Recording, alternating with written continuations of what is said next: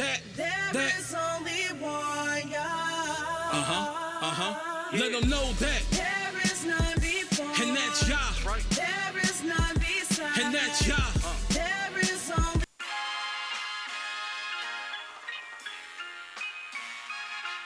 Yeah. 39 books. Yeah, come on. Yo, seek ye out the book of Yah and read. Speak these words to cleanse your holy.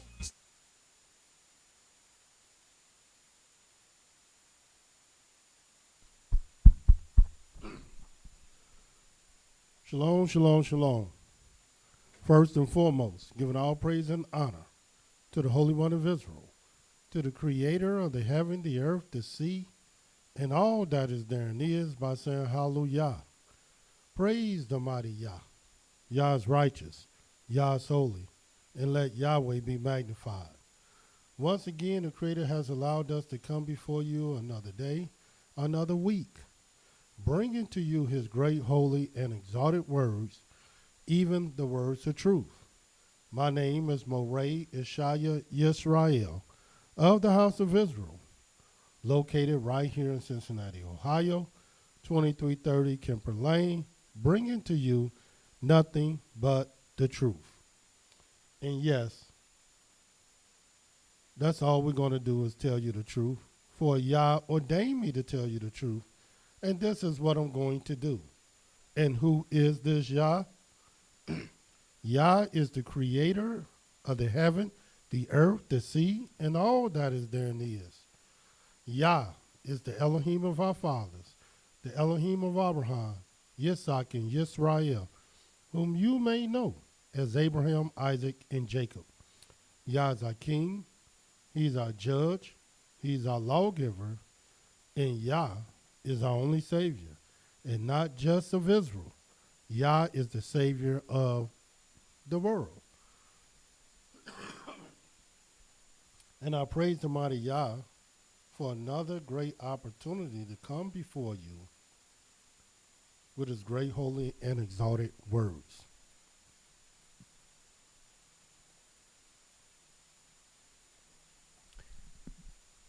This week, we will be dealing with the various leaders of our people. And the point that we want to make with the leaders of our people is how the Almighty desired the leaders to conduct themselves. As a matter of fact, the Almighty lets us know that these leaders are to be the instruments of righteousness that he desires his people to be. The scriptures said a picture is worth 1,000 words, or not just the scriptures, but life period. Once you see a picture, it speaks volumes. This is why they have so many commercials stimulating you. They spend thousands upon thousands to bring to you commercials that only last 15 seconds, 10 seconds, 30 seconds. And why would they pay so much money for such short of time? Because they understand an image, a picture, is worth 1,000 words. So they put a picture in front of you, and whatever they want you to see, whatever they want you to believe, then the mind will receive it, conceive it, and depending on if this picture is good or bad, the mind has the ability to succumb to it. And Yahweh put pictures before us. And they're called leaders. These are the images, and we have many leaders. The first leader we're going to speak about is the king. And the type of king that Yahweh wants you to see. And if you were king, the type of king you would be. He will want you to be. And this is what you're going to find. Whether you're a king, which is the highest position on the earth in terms of man, or the lowest position, there's a certain way that Yahweh will have you to be. Just show you something in the book of Isaiah, the 9th chapter, where we will start the 16th verse. Today is on the king. But all week long we will deal with the various leaders of our people. Of course, today, our communities, our houses, in the state of the condition of our people is in total ruins. And this is why. Watch what this says.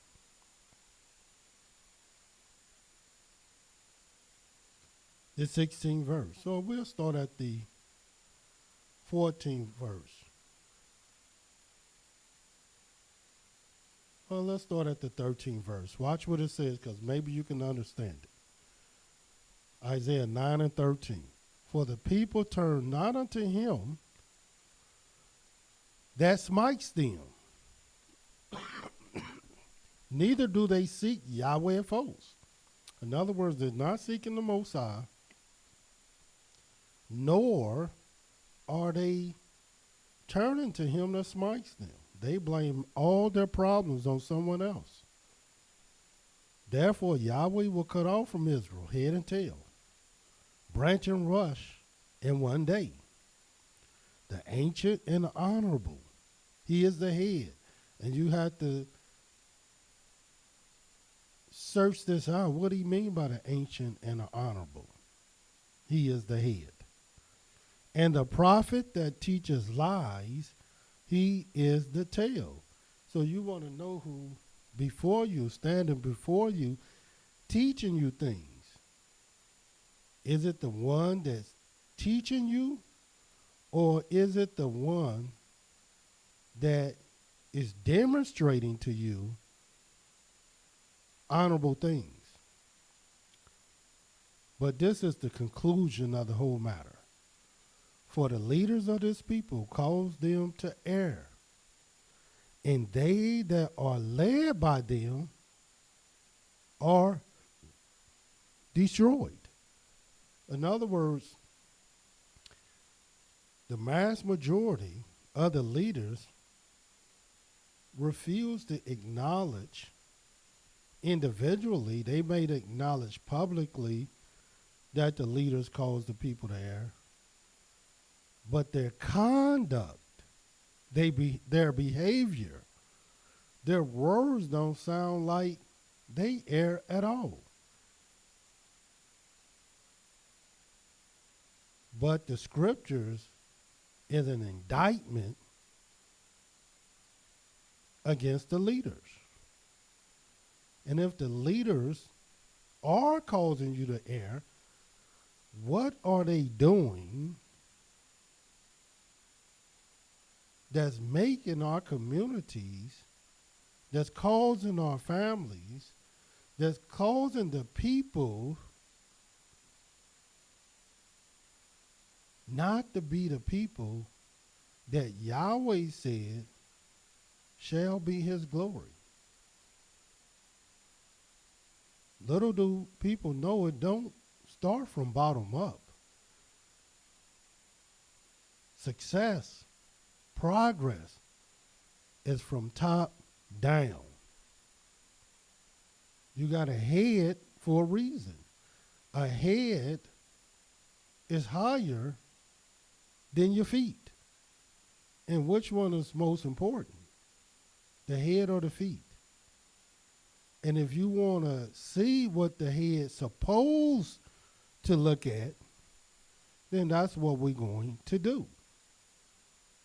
And the first one that we will look at is the king. Watch this in the book of Hosea, the 3rd chapter. And this is a prophecy. And what are we speaking about? What we will show, what we will demonstrate, that our problems is and have always been our leaders.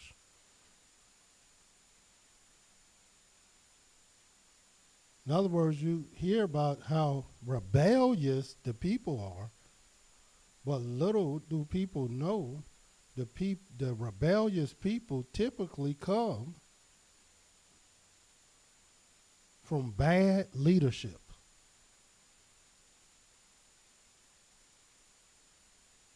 And I want you to see this.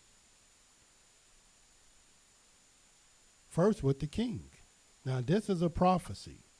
And watch this prophecy in the book of Hosea, the 3rd chapter, starting at the 4th verse. It says, "For the children of Israel shall dwell many days without a king, without a prince, without a sacrifice, and without an image, without an ephod, and without a cherubim." In other words, we're going to abide without the things that denote us as a people. We're going to abide and dwell many days without our leadership that can go out before us to determine what type of people we really are. And watch the 5th verse. Afterwards, after we abide many days without this, shall the children of Israel return. Return where? Unto the Most High.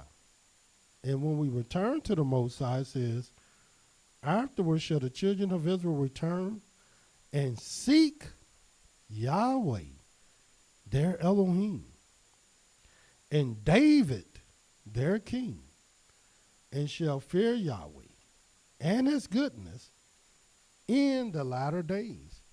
And how, and this is the thing you have to ask yourself, in seeking Yahweh, and I think people can understand if you seek Yahweh our Elohim, how would that cause us to fear him and his goodness in the last days?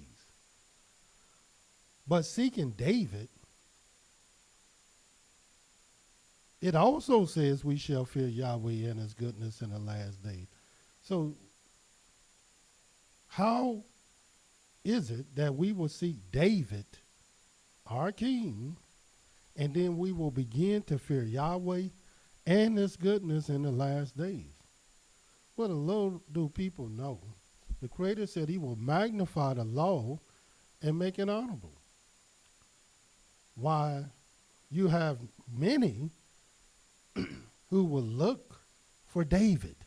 The word seek means to search out and look for. They will look for this David. But really what they're looking for is a man.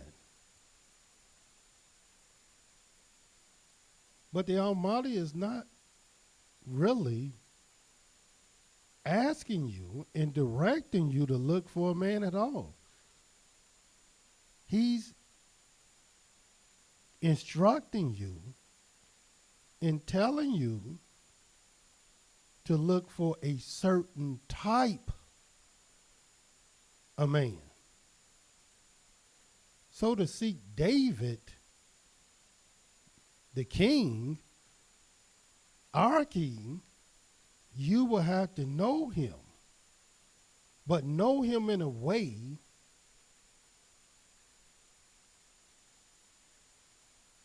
where you will seek him. See, once you found something, then you have it. Oh, I got it now. And there are those who seeking David, but they don't even understand what a king is. They don't understand how their heart should be. They don't understand how they should conduct themselves and behave themselves and how they should lead a flock. And this is why the leaders cause the people to err. Because if you sought David, as the scriptures says, then you would know how to lead. You would know how to direct yourself. You would know how to behave and deal in matters of righteousness. For example, watch this law. And we're talking about the king. Watch this in the book of Deuteronomy, the 17th chapter. And this is the law for a king. Now, we have people going around and say they're kings. They saying it in they saying it as a metaphor.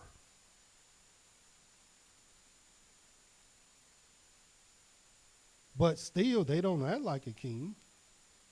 And it's only one type of king the Almighty accepts. Watch this in the book of Deuteronomy, the 17th chapter. And we're going to start reading at the 14th verse. When you have come into the land which Yahweh your Elohim gives you, and shall possess it, and shall dwell therein, and shall say, I will set a king over me, like as all the nations that are about me. So this is the first thing. When you have this desire to set someone over you, watch how the Creator deals with this matter. 15th verse. You shall in any wise set him king over you, whom Yahweh, your Elohim, shall choose. So we only set the people up who Yahweh choose. Then watch what it says. One from among your brethren shall you set king over you. You may not set a stranger over you, which is not your brother. And that's the law. So one of your kinfolks. 16th verse. But he shall not multiply horses to himself, nor cause the people to return to Egypt. And a lot of people think this means back to ancient Egypt. No, he don't want the people to return to bondage, period. In other words, Yahweh never wanted us to be bondmaids and bondmen. He never wanted anyone to take ownership over us. And why? Because we are his servants. And oftentimes people want to take ownership over you. No, you Yahweh's servant. It's already been declared what you are. Watch what it says. To the end that he should multiply horses. Because you only can ride one horse at a time, king. So what do you need all these horses for? Is it so people can do your bidding and they can ride out and do your work? For as much as Yahweh has said to you, you shall henceforth return no more that way. Neither shall he multiply wives to himself. And why, Yahweh, why can't a king get a bunch of wives that his heart turn not away? In other words, Yahweh is already letting you know that this type of conduct and behavior can turn your heart. And Yahweh knows what he's talking about. Neither shall he greatly multiply himself silver and gold. Why? Because at the end of the day, that's where your heart is going to lie. It's going to lie right with your money, right with your riches, right with your wealth. So Yahweh, he wanted your whole heart. And anything that can take your heart away from him, anything that can distract you from the way and what Yah wanted you to do and what Yahweh wanted you to be, Yahweh didn't want you to get yourself caught up in these things. And this is the king. Watch what it says. So if you don't do that, Yahweh, what shall you do? 18th verse. And it shall be, when he sits upon the throne of his kingdom, that he shall write him a copy of this law in a book, out of that which is before the priests, the Levites. And it shall be with him. In other words, he keep it with him. He shall read therein all the days of his life, always reading, that he may learn to fear Yahweh his Elohim. How else he going to learn it? To keep all the words of this law and these statutes to do them. So in other words, he's writing the law, he's reading the law, he's all about the law, because this is the only way he's going to learn to fear the most. It's not the only way, but this is the way Yahweh instructed him to fear him. And watch the 20th verse. Because not only are you going to learn to fear the Most High, but watch this, 20th verse, that his heart is not lifted up above his brethren, and that he turns not aside from the commandment to the right hand, to the left, to the end that he may prolong his days in his kingdom, he and his children in the midst of Israel. So in other words, Yahweh will give us the various prescriptions, the various instructions that we need, even if we was a king. And just imagine if you weren't a king. You can't write the law. You can't read the law. You can't read it all the days of your life and study it. And why would you do that? To prolong your days. And why would you do that? That your heart is not lifted up above your brethren. In other words, this is the king. And even though the king is the highest position, even on earth in terms of man, but his heart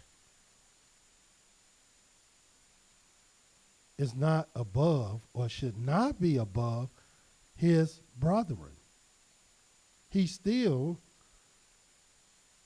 no better than his brethren. He's just the king. He just have a job to do, but he's still a man. And the Almighty wanted him to know he's just a man, even though he got a certain type of position. And this is the law. And this is why the leaders cause the people to err, because the leaders have a heart that is lifted above their brethren. They think because they have a certain position that people are to bow before them, stand before them, be subject to them, supposed to just act a certain way before them because they the king. And we're going to talk about all the other positions, and you're going to find out, I don't care what position you have. Once you understand these positions, you would understand these positions was not to lift you up anyway. It was to bring you down. Your exaltation in a position was not to exalt your heart, spirit, and mind. And this,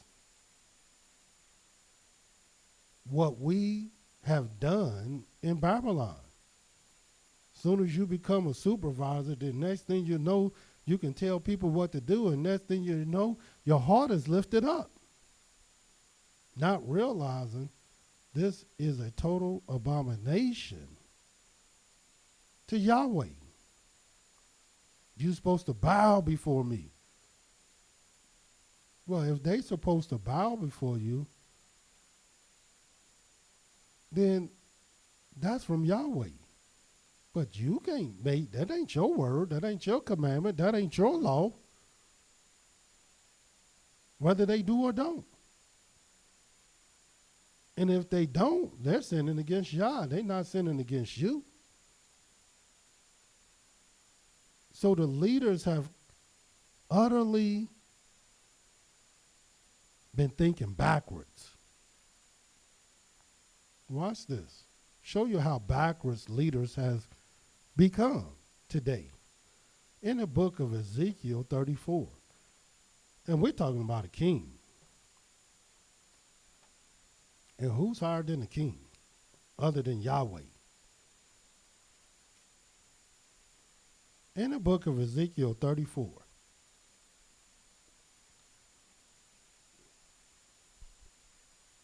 The very first verse.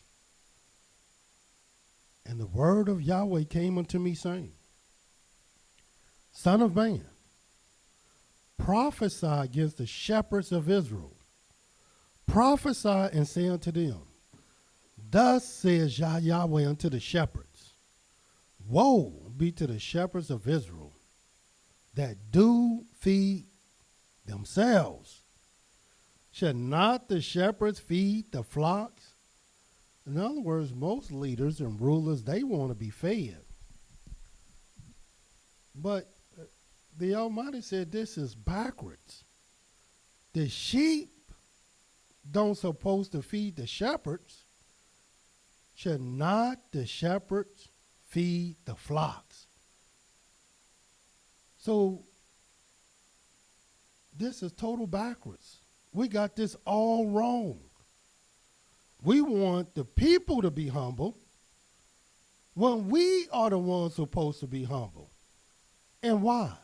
Because even if the people are humble, we're not to follow them. The people is supposed to follow the leaders. We did not to take our cues from the flock. The flock is supposed to take their cues from the shepherds. Watch what it says, the third verse. You eat the fat, you clothe yourselves with the wool, you kill them that are fed, but you feed not the flock.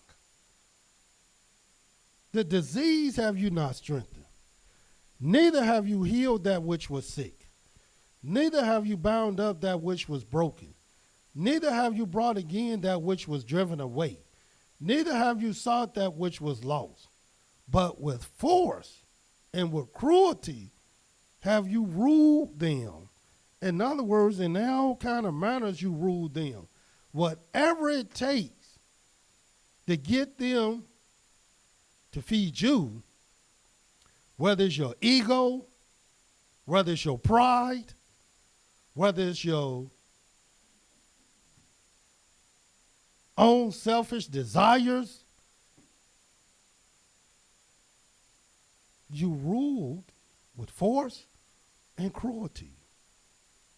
And look what happened when you do so. The fifth verse. And they were scattered because there was no shepherd. Because that's not a shepherd anyway. There's only one type of shepherd. And that one type of shepherd is one that feeds the flock, that leads the flock, that cater to the flock. And the catering he does to the flock is from the Most High. Not his own little imagination of the own heart, but according to the word of Yah. Watch what it says. And they became meat to all the beasts of the field when they were scattered. And now, anybody, if they want sheep, if they want lamb, if they want wool, if they want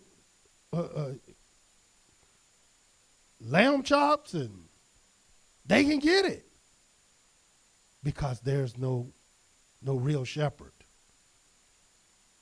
Matter of fact, when the sheep is scattered, when the flock is scattered, the shepherd blame the flock. Look at them just running away. Look at them just scattering. Look at them going here and there. They blame the flock rather than blaming themselves.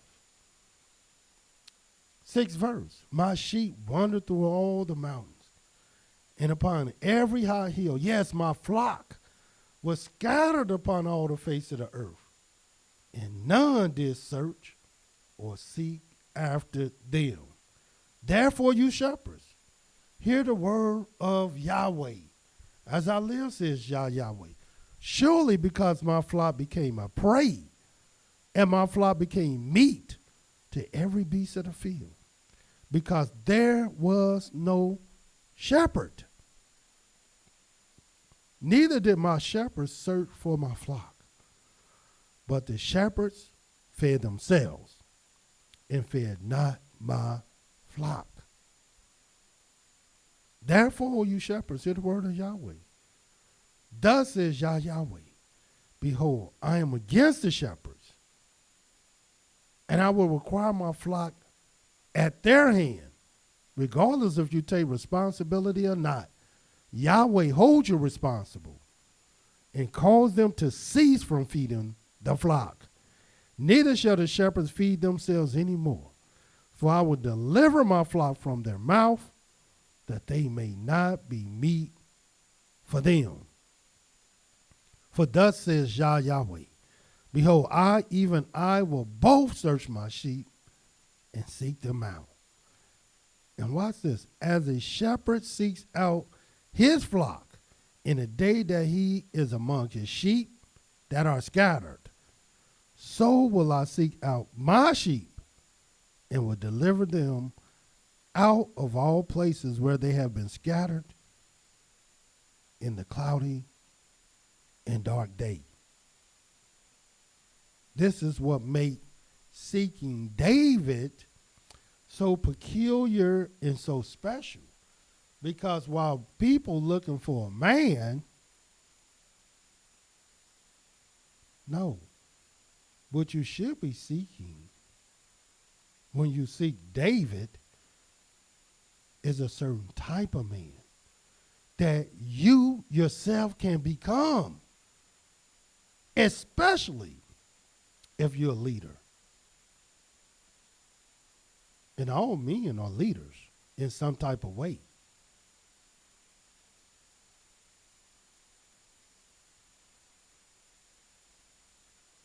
In other words, the family is not to take care of the husband or the father. The husband and the father are supposed to take care of the family. In other words, the family is his flock. What sense does it make for him to feed himself and not his flock? Likewise with any other leader. This is why the scripture says the leaders cause the people to err, and those that are led are destroyed.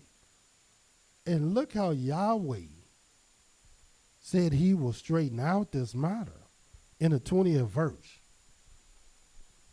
Therefore, thus says Yahweh to them, behold, I, even I, will judge between the fat cattle and between the lean cattle, because you have thrust with side and with shoulder. Push all the disease with your horns, till you have scattered them abroad. Therefore will I save my flock, and they shall no more be a prey. And I will judge between cattle and cattle, and I will set up one shepherd over them. And why one? And he shall feed them, even my servant David. He shall feed them, and he shall be their shepherd. And I, Yahweh, will be their Elohim, and my servant David a prince among them. I, Yahweh, has spoken it. And that's what we'll be talking about next, is the prince. But as we can see, the king is a shepherd. The king is a leader. And a king is the shepherd over Yahweh's flock. His responsibility is to take care of them and not the other way around. And the leaders think differently today because they think they are the ones who's supposed to be looked out for. They are the ones that's supposed to be taken care of. They are the ones who people are supposed to bow to them and sing songs to them. The only reason you seen people sing songs to David, the only reason you seen people bow to David, the only reason you seen people shout for joy for David, who was a king, is because what is written in the book of Proverbs 29. And if you turn there, you'll see what made this king so popular.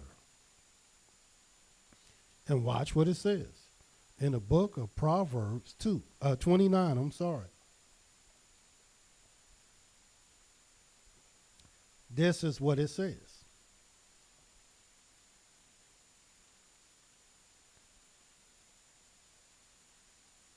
Proverbs 29:2. When the righteous are in authority, in other words, they ruling, the people rejoice. Of course they're going to rejoice because the righteous is going to do a lot of good things. They're going to have a lot of things to rejoice over. And what is the greatest thing you can rejoice in? The Most High. So if they're following the ways of the Most High, there's going to be a lot of rejoicing. But when the wicked bear rule, the people mourn. And why? Well, what you going to rejoice over?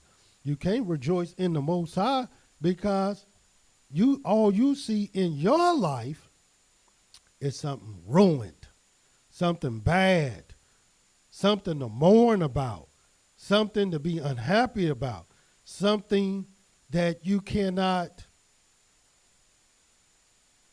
and would not and don't want to declare. How can you talk about righteousness when everything around you is ruined? And when the wicked bear rule, there's a lot of ruin and a lot of things to mourn about. So how do Yahweh see a king? The highest position that one can obtain. Well, he see this position as one that will serve the people. Yes, according to his words. In his words, you're not to rule over our people in no kind of rigorous or hard way. And I'll show you that.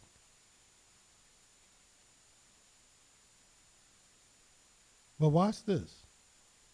In the book of First Chronicles, since the scriptures told us to seek David, well, let's see the words of David. We've seen the type of shepherd that the Almighty said we will have. We see, according to the book of Hosea, the 3rd chapter, to even seek him. We see, according to the law in Deuteronomy, the 17th chapter, that he's supposed to read the law and write a copy of it all the days of his life, just so he can understand how to fear Yahweh. And to fear Yahweh, his heart is not to be lifted up above his brethren. I'm the king. Bow before me. I'm the king. Obey me. I'm the king. Such and such and such. No, this is not the attitude that Yahweh desired in someone that will rule, especially his own servant. In the book of 1 Chronicles 28. And why is this so important? Because I get a lot of questions from people about how can I be a better person? How can I be the best that I can be? How can I do such and such and such? I tell people the destination of anybody should be salvation, to live forever. That should be your destination. In other words, your destination should not be just to be delivered. No, your destination should be salvation. That's number 90 seconds. And then number 2,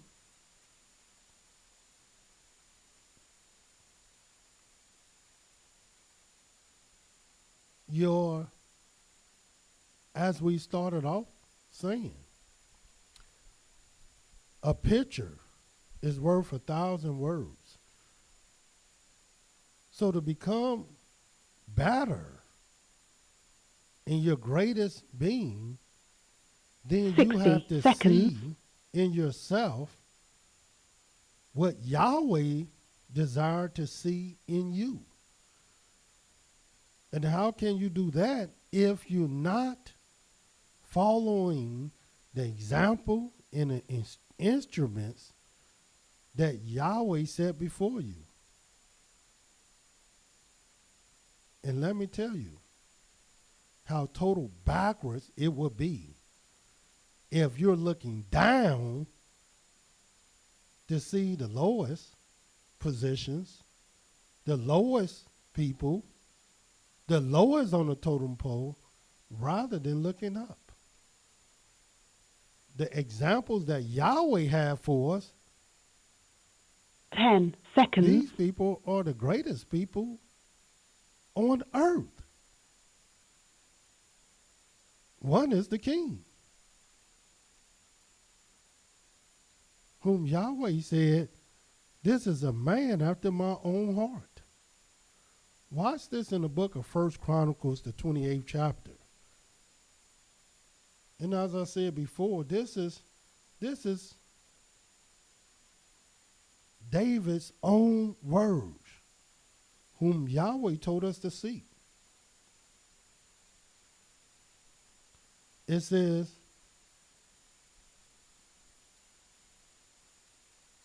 First Chronicles 28, the 6th verse. And he said to me, Solomon your son, he shall build my house, my courts, for I've chosen him to be my son, and I will be his father.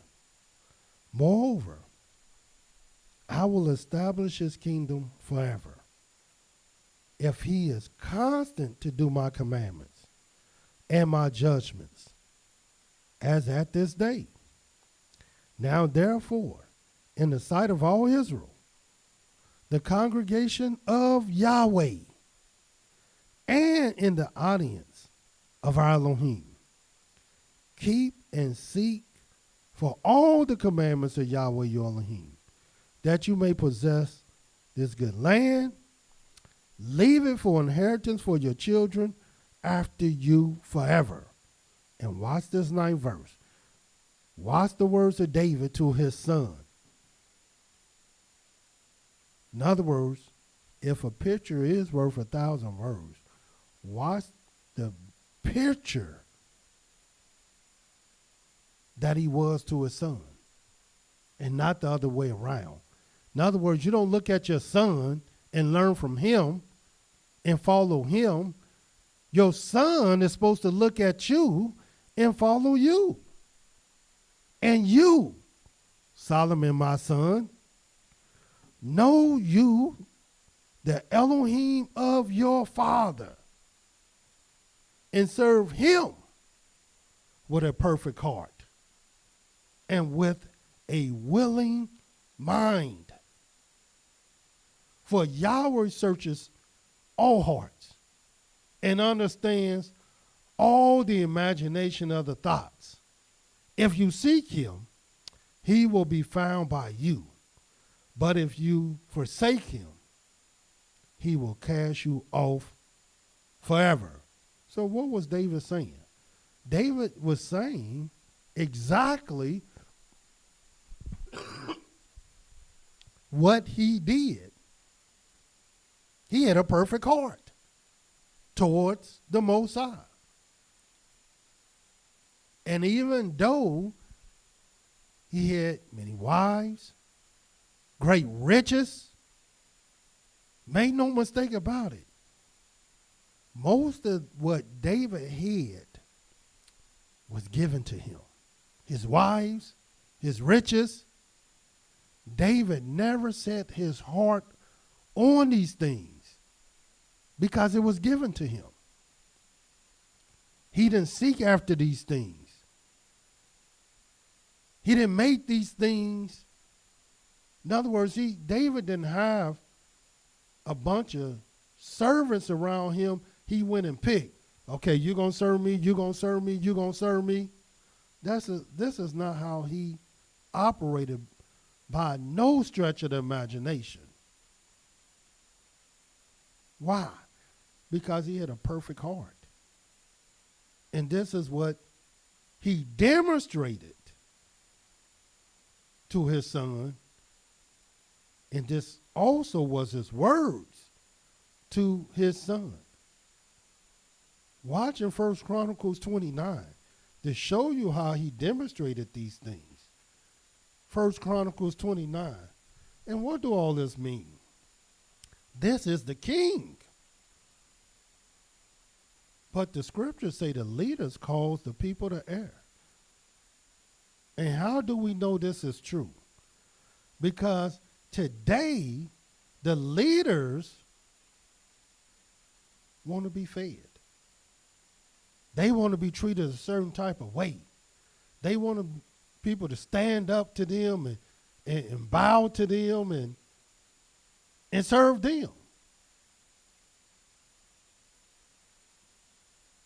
No, the king served the people. He fed the people. He looked out for the people, not the other way around. This was his responsibility. And you're going to see this is the responsibility of all the rulers of our people. And why? Because the flock don't belong to them anyway. It belongs to the Most High. Should not the shepherd feed the flock? In the book of 1 Chronicles 29, watch what it says.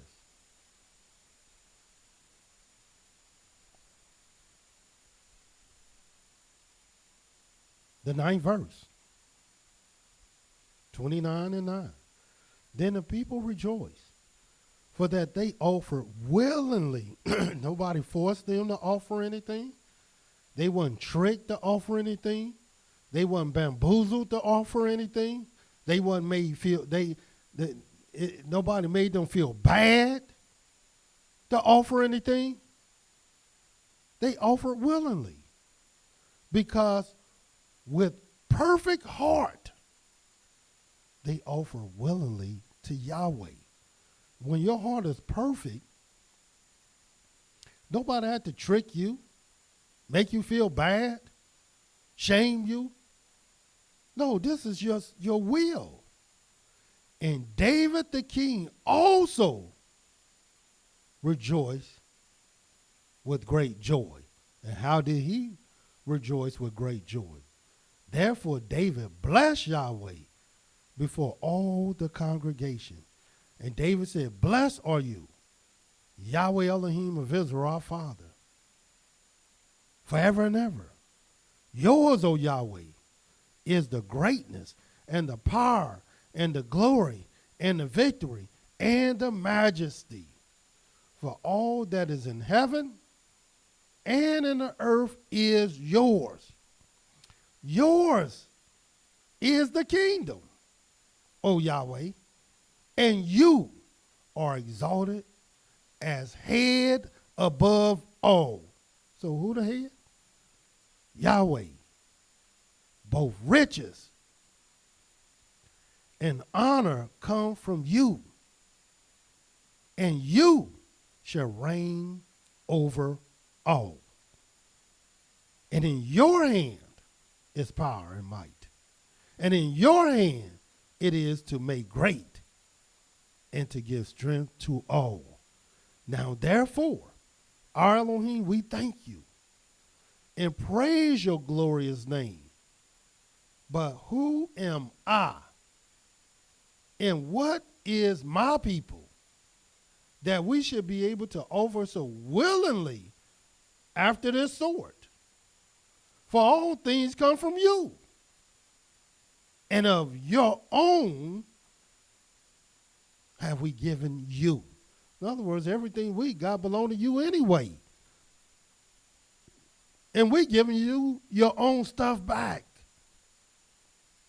And people don't even want to do that. For we are strangers before you and sojourners, as were all our fathers. Our days on the earth are as a shadow, and there is no hope. O Yahweh Elohim, our Elohim, all this stored, everything we got, that we have prepared to build you a house for your holy name, comes from your hand and is all your own. What is he saying?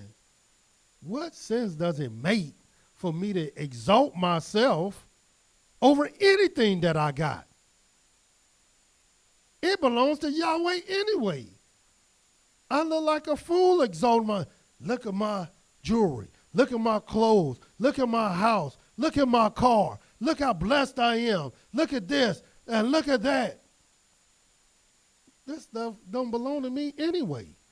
That's why the scriptures tell you Yahweh give it and Yahweh take it. Why? Because it all belongs to him anyway. Watch the 17th verse, though. This is the verse I want you to try to understand. I know also, my Elohim, that you try the heart and have pleasure in uprightness. As for me, in the uprightness of my heart, I have willingly offered all these things. In other words, I'm not giving you these things, Yahweh, because I'm so blessed. I'm giving you these things. No, I'm only giving these things because you, Yahweh, have pleasure in uprightness, pleasure in righteousness. And I know you trying my heart to see what I'm going to do, to see how I'm going to act, to see how I'm going to behave, to see how I'm going to take possession of something that don't belong to me. No. I'm offering willingly these things. Watch what he said. And now have I seen with joy your people, which are present here, to offer willingly to you. And why would they offer willingly? Because, first of all, they know they offering to the Most High and not to some king. And how do they know that? Because the king himself is offering to the Most High. In other words, he's leading by example. He's doing the things that he's teaching and leading the people to do. So now there's value in the one and the only one that has value. And that's the Most High. This is why picture is worth 1,000 words. Because once you see the right picture, and David is the right picture, but if you're just looking for a man, when it says to seek David, and you're just looking for, no. You want to see the man who can lead you to Yahweh. The instrument, the example of the very thing Yahweh loves. The very thing Yahweh take pleasure in. The very thing Yahweh delight in. And Yahweh does not delight in our people to rule our people in any kind of rigorous, hard, shameful kind of way at all. Just the last two verses in this. O Yahweh, 18th verse.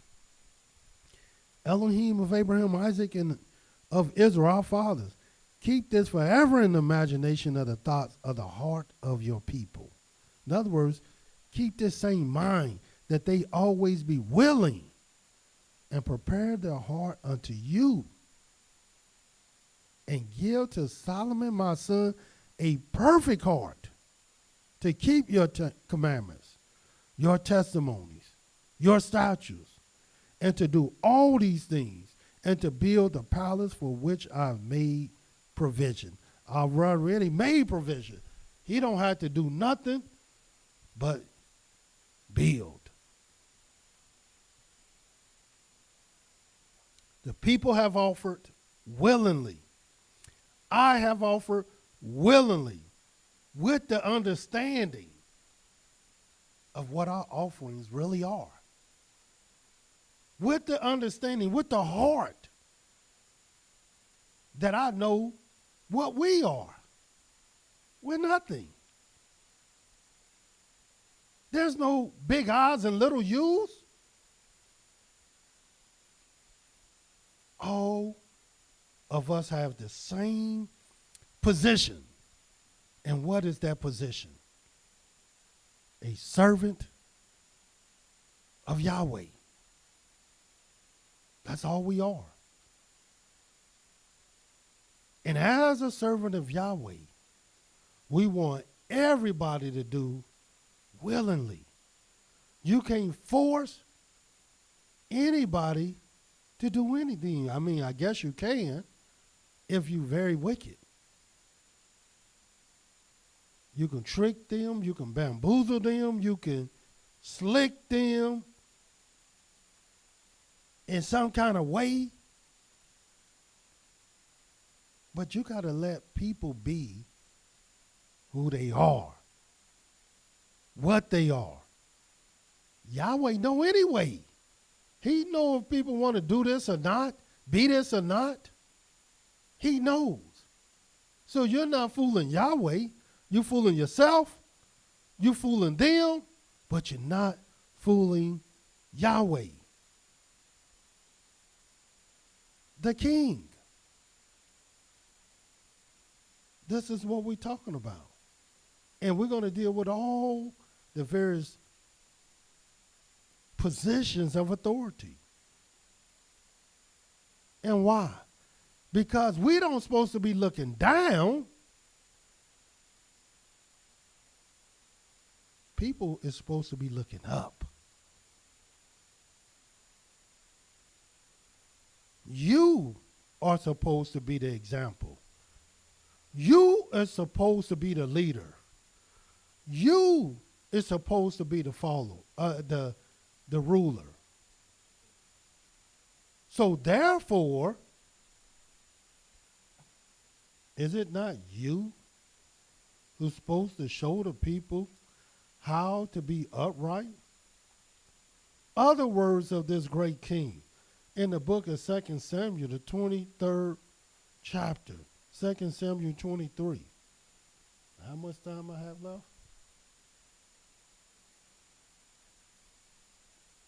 No, we started a little bit late.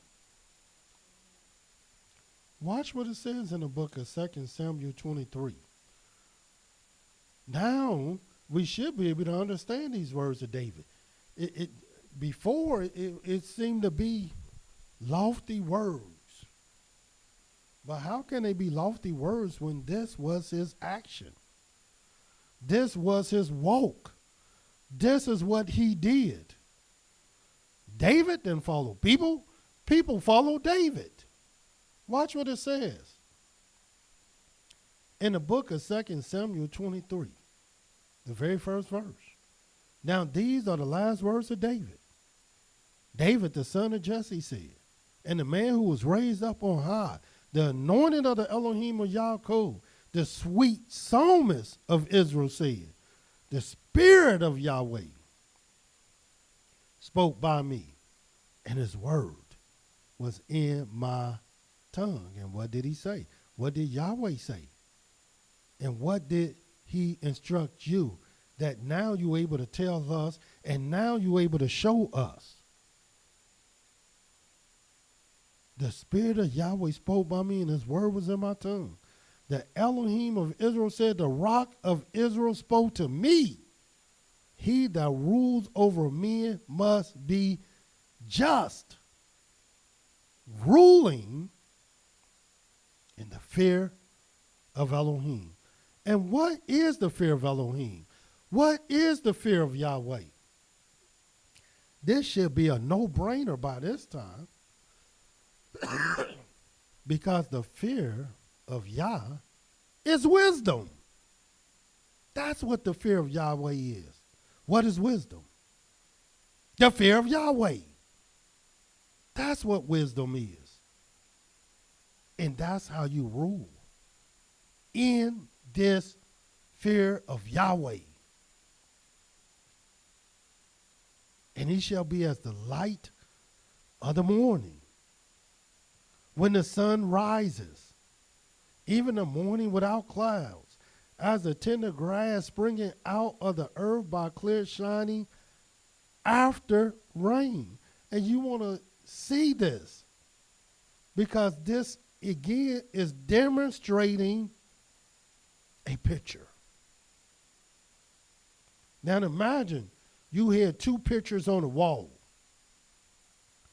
And one picture is the light of the morning, when the sun rises, a morning without clouds, tender grass springing out of the earth by clear shining after rain. And then you see another picture where it was storming and raining, dark, cloudy. Which picture do you see yourself in? Which picture would you want to walk your life in? Which picture would you want to sit in, live in, be guided in? The one that's raining and cloudy and dark, or the other picture? And we know which picture you want to be in. It's not even a question.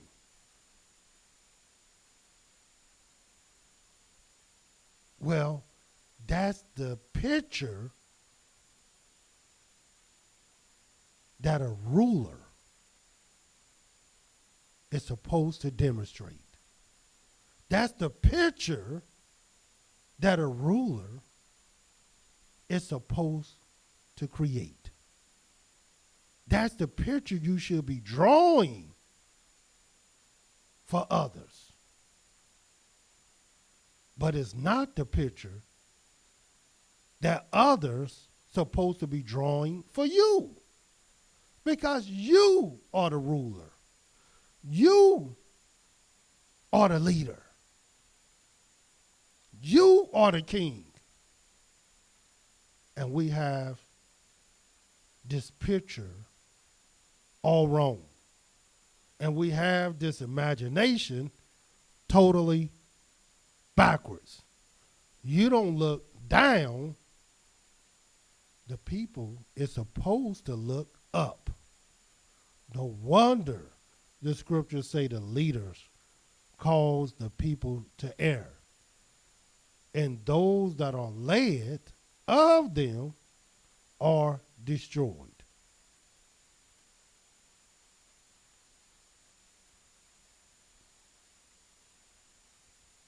And see, why is this picture so essential and necessary? Because this is what you're going to find. It's a no-brainer that the king is supposed to be this way. And why? Because Yahweh is a king. And you think he want a king different than him being a king? No. Watch what Yahweh says concerning what he want to see in the book of 1 Samuel.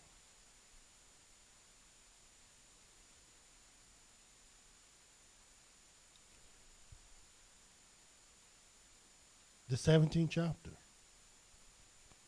Or make that 1 Samuel the 16th chapter. And watch what this is. 1 Samuel 16.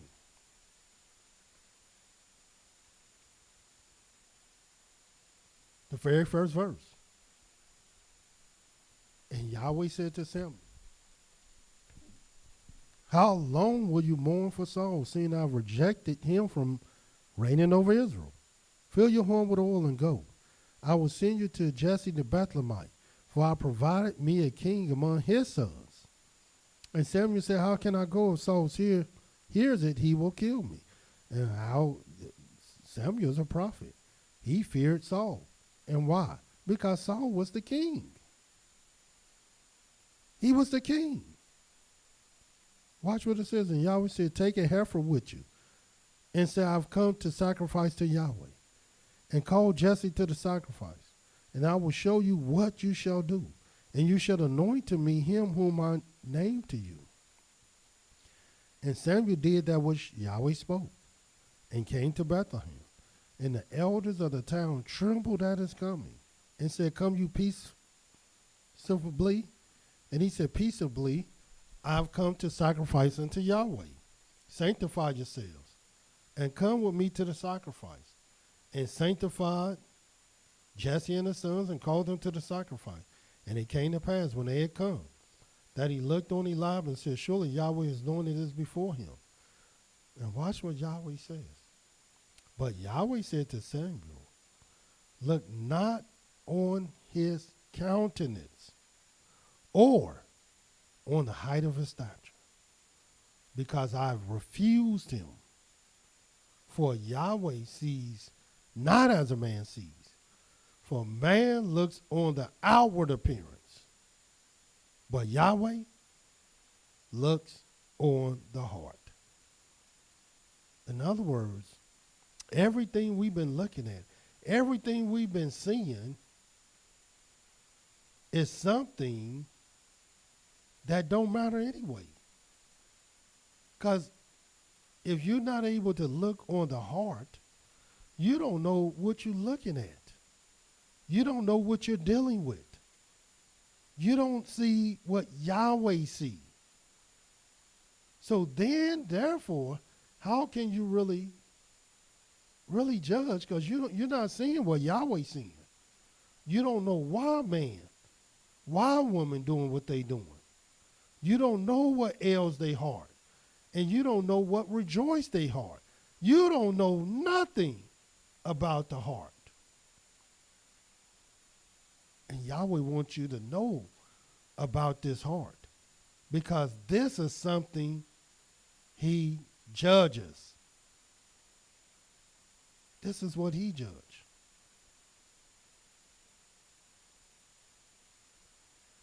And the last scripture that I want you to see is in 1 Samuel, the 13th chapter. Because this is the bottom line.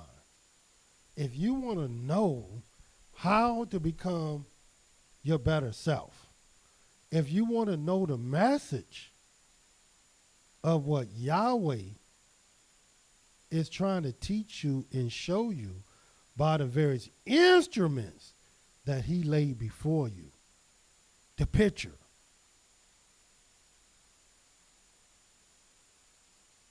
If your destination is salvation,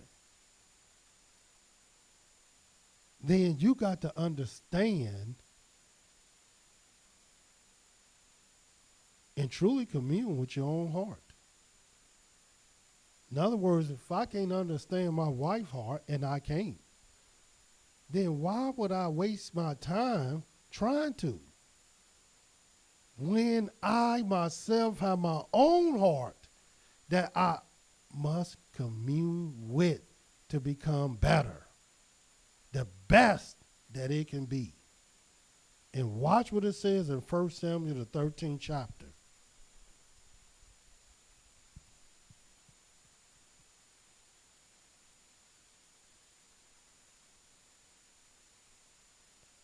And we're going to start at the 12th verse. Therefore said I, the Philistines will come down now upon me to Gilgal, and I have not made supplication unto Yahweh, and I'll force myself therefore and offer the burnt offering. When that's not what the king's supposed to do. That's something the priest's supposed to do. That's something the prophet's supposed to do. And watch what Samuel said, 13th verse.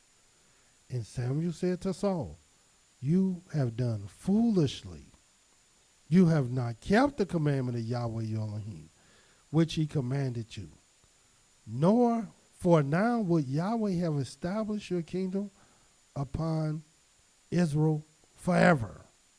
But now, your kingdom shall not continue. Yahweh, watch what this says now. Yahweh has sought him a man after his own heart. And Yahweh has commanded him to be captain over his people, because you have not kept that which Yahweh commanded you. So while you trying to get people to be their best, you're not being your best. While you want others to commune with their heart, you're not communing with your own heart. Because if you are, you would know, as we're talking today, about the king. Should not the shepherd feed the flock and not themselves?